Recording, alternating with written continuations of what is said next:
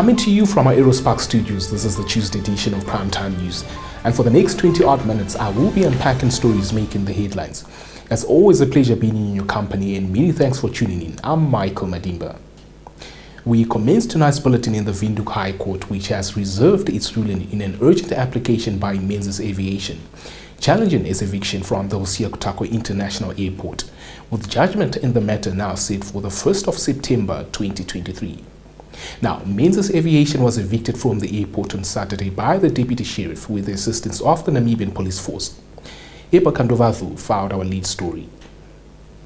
This follows a Supreme Court order directing it to vacate the premises and allow Paragon Aviation to instead provide ground handling services.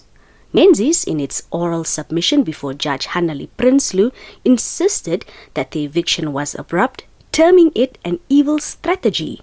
Menzies' legal representative, Raymond Heathcote, told the court that they were not informed about the eviction. The Namibia Airports Company, Ministry of Safety and Security, and Paragon Investments are cited as a respondents. Menzies wants a court order compelling Namibia Airports Company and Paragon to immediately grant them access to the airport, the motor vehicle parking bays, restrooms, passenger services offices and check-in counters in the main terminal building, among others.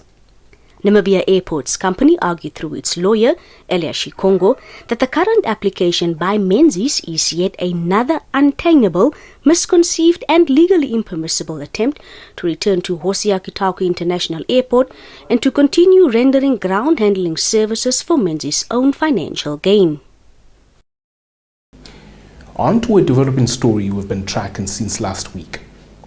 The sixth suspect in the murder of Patrick Hampanda was denied bail when he made his first appearance in the Katutura Magistrates Court earlier today. Once more, Epa Kandovathu brings us this report. Wilhelm Modestus is accused of brutally murdering Hampanda on 13 August 2023 with pangas and a gun at a rented house in Mugunda Street, Katutura. It is alleged that Modestus and 5 other suspects, Lucas Simon, Festus Nehemiah, Lucas Andreas, Cleopas Amutenya, and Felix Mfusi ransacked the house before fatally attacking Hampanda. The other suspects were arrested 2 days after the incident.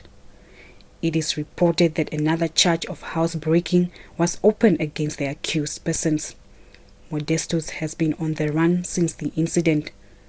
On Monday, Namibian Police Force spokesperson Deputy Commissioner Kauna Shikwambi confirmed that Modestus handed himself over to the Serious Crimes Unit. Appearing before Magistrate Johannes Shuveni, Modestus was denied bail on the grounds of the seriousness of the charges and the interest of the public.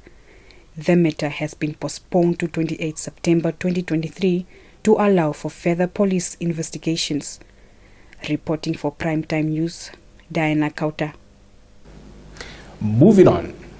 The Ministry of Labour, Industrial Relations and Employment Creation on Monday warned the public against using a fake website that purports to be the Namibia Integrated Employment Information System website. More details from this report. The ministry said in a media statement that the fake website NIEISNamibia.com is not affiliated with the ministry or the Employment Services Bureau. It urged the public to only use the authentic Namibia Integrated Employment Information System website, which is accessible at nieis.namibia@work.gov.na. The ministry also said the Namibia Integrated Employment Information System website is the intellectual property of the Government of the Republic of Namibia, and that any unauthorized use of the same name in any manner is unlawful and punishable by law. The Namibia Integrated Employment Information System online platform was developed by the Ministry of Labour, Industrial Relations and Employment Creation to facilitate the matching of job seekers with employers. Reporting for Primetime News, Ishmael Mukuvonda. The Judicial Service Commission of Namibia on Monday announced the appointment of lawyer Elia Shikongo to the Judicial Service Commission. Shikongo, who is the managing partner of Shikongo Law Chambers, was appointed by President Dr. Hage Geingob as a member of the Judicial Service Commission for a 3-year period effective the 14th of August 2023. He was nominated for appointment by the Namibia Law Association and succeeds Vicky Ernstein Yatoivo, whose term of office ended on 15 July 2023. Stay tuned for the business segment.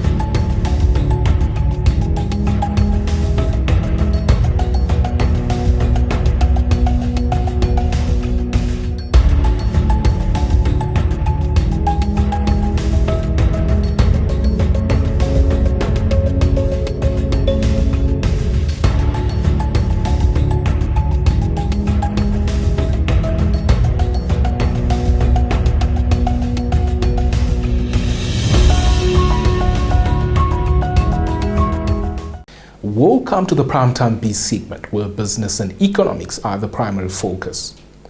The Nutrition and Food Security Alliance of Namibia earlier today held a briefing focusing on food nutrition and food security in Namibia. Now, in an exclusive interview with Primetime News, the director of the alliance, Bernd Chernick, emphasized the significance of a holistic understanding of nutrition and food systems in Namibia. He added that the alliance has partnered with communities in all 14 regions to empower them to create income. Let's listen in. So our role is to coordinate and to link and to look for synergies. And the last item is advocacy. So there are a couple of issues around food insecurity that we have picked up that can be addressed through things like the universal basic income, for example. So our role is to promote that and to advocate for an introduction of such a grant or such a universal basic income, but also to advocate for something like a sugar tax or soda tax on sugary drinks, and also to increase the maternal benefits, maternal leave and so forth. And lastly, I think also to advocate for those sectors of agriculture, food production, whether on a community level or on national level or on household level, to really come together with an awareness around what are my nutritional needs as an individual, as a family. And this is where really farming in the communities is key for national food security, but also for household food security and for children to really grow up to their full potential by being introduced then to diverse diets. More than 100 members of the Namibian National Farmers Union gathered at Otjiwarongo to discuss the union's new 5-year strategic plan and review policies. Union board member Patricia Gurubis, who officiated at the event, said the 5-day meeting is expected to interrogate several key policies in the amended constitution governing the Farmers Union. More insights from this report. Gurubis said a total of 104 delegate members, meaning 8 members from the 13 regions where they are represented, will be attending the meeting, adding that Commerce is not represented as it is not a member of the Namibian National Farmers. Governor James Weriukwa, in his remarks, called on all farmers to present to deliberate on the topics of economic farming in the northern communal areas so that farmers from there can contribute to food security in Namibia.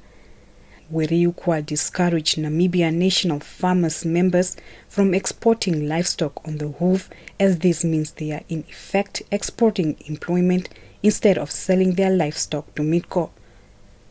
He expressed confidence in Midco's future plans, saying it just needs support from farmers for it to revive its business model. The meeting ends Friday. Reporting for Primetime News, Diana Kauta. That concludes our top news segment for tonight. Let's now turn our attention to the weather forecast for tomorrow's synopsis.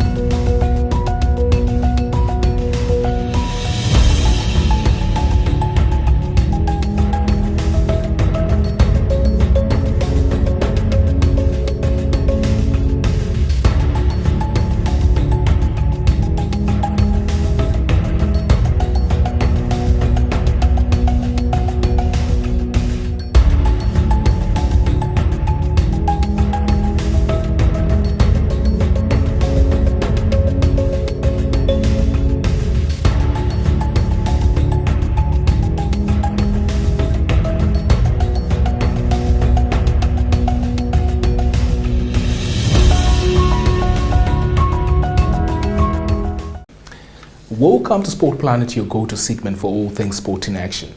We begin by rocking our way into rugby. Coach of the senior national rugby team, Alistair Coetzee, says his team is working towards winning their first game, or at least 2 games at the upcoming Rugby World Cup. Now, the 2023 Rugby World Cup will be held in France from the 8th of September to the 28th of October this year. Namibia is in Group A alongside Italy, New Zealand, Uruguay, and host nation France. The Velveetjes, as the Namibian national rugby team is affectionately known, is a Tier 2 nation in the World Rugby tier system. They have participated in 6 Rugby World Cup competitions since their first appearance in 1999, and they are yet to win a game. Meanwhile, veteran All Blacks hooker Dane Cole said he was gobsmacked to hear former New Zealand coach Steve Hansen is helping rivals Australia prepare for the Rugby World Cup. Hansen has agreed to assist Australia head coach Eddie Jones, a longtime friend, this week as an unpaid advisor while the Wallabies prepare to face France on Sunday in a World Cup warm-up played in Paris. Coles, who has played 86 tests for New Zealand, will stand to hear his ex-All Blacks boss is currently in the Wallabies camp. Stand by for your sports roundup.